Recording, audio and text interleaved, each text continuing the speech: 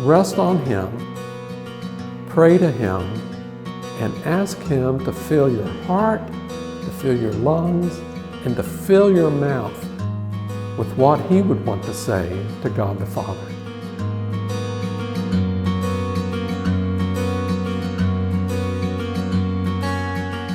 My own definition of worship, I think, is tied to the vision of worship from the book of Revelation, in which the songs that are sung there repeat one basic sort of notion, that God is worthy or worth of human recognition, human honoring, human glorification. That there's something fundamental about people getting in the right posture or relationship towards the Almighty. Worship is about the worthiness of God to receive honor and recognition, praise, and especially love, I think.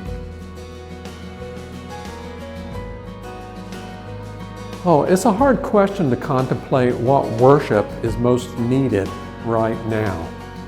But I keep coming back to what a tumultuous time this is, of constant change and conflict also. This seems to be a time, especially in the last 10 to 15 to 20 years, where we've lost the ability to be civil with each other, treat each other with generosity and kindness. And I mean that not only at the broad social level, but also internally within the church.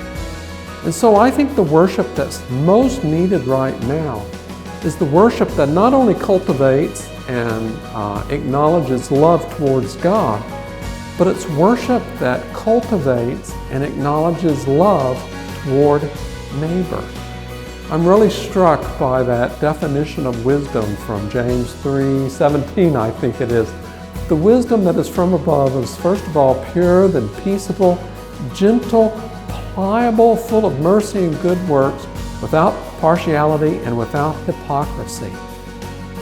I guess I'm actually trying to say the sort of worship that we need right now is wise worship. And what that means is the sort of love that we saw characterized in that passage from James. It's what we need right now. We're very used to expressing our love towards God, but that cannot be separated from cultivating our love for our neighbors and even our love for our enemies. Worship that doesn't do that, I'm afraid, is ultimately worship that's not pleasing to God. I'm always struck by the pressure that worship leaders seem to feel. They're on the platform, they have to make a lot of decisions, their music's expected to be outstanding. And I've talked to many who just almost feel overwhelmed with the pressure, especially the pressure of performing well enough so that people feel like God is present with them. And so I want to encourage you that ultimately the responsibility for worship is not your own. The responsibility and the source of all good worship is in the Lord Jesus Christ Himself. Even if none of us had ever been created, even if none of us had ever been made, even if none of us had ever put our hands to a keyboard or picked up a guitar, there would be the worship that would be pleasing to God the Father. It is the love and the honoring of the Father that comes from Jesus Christ.